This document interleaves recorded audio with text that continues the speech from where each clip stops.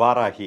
வாராகி அப்படின்றத பற்றி நம்மளோட பதிவில் பார்த்துருந்தோம். திடீர்னு வாராகி ஏன் வந்தாங்கன்னு கேள்வி கேட்டவங்களுக்கும், வாராகியை பற்றி நிறைய பேசிகிட்டு இருக்கிறவங்களுக்கும் அந்த பதிவு ரொம்ப தெளிவு கொடுத்துருக்கும்.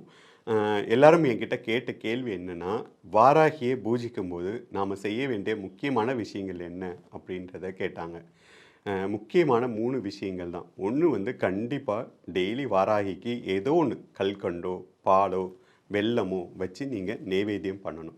இன்னொன்று அவளுக்கு ரொம்ப பிடித்தமான 2 விஷயங்கள். ஒன்று பானகம், இன்னொன்று தேங்காயில் நம்ம போடக்கூடிய விளக்கு.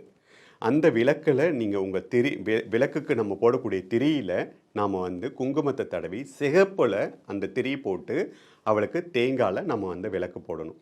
இதை நாம் எப்போ செய்யணும் அப்படின்னா, பஞ்சமி திதியில் நாம் பண்ணணும். ஸோ நம்ம டெய்லியுமே வாராகிக்கு பானகம் வச்சு நைவேத்தியம் பண்ணணும் அப்படின்னு இல்லை. பஞ்சமி அன்னைக்கு நம்ம வச்சு நைவேத்தியம் பண்ணால் ரொம்ப ரொம்ப சிறப்பு. அதே சமயத்தில் நம்ம தேங்காயில் விளக்கு போடுறது இன்னும் சிறப்பு. அதே சமயத்தில் நம்ம வீட்டில் வாராகியை உபாசனை பண்ண ஆரம்பிச்சிட்டோம், வீட்டில் வாராகியோடைய நம்ம விக்கிரகமோ இல்லை படமோ வச்சிட்டோம் அப்படின்னா, கண்டிப்பாக தினமும் நாம் செய்ய வேண்டியது நெய்வேத்தியம். ஒரு முறையாவது அவளுக்கு நாம் ஒரு நெய்வேத்தியம் வச்சிடணும், விளக்கேற்றி அவளை வழிபட்டுறணும். இதை செய்தாலுமே போதுமானது. நம்ம டெய்லியுமே பண்ணணும்னு கிடையாது.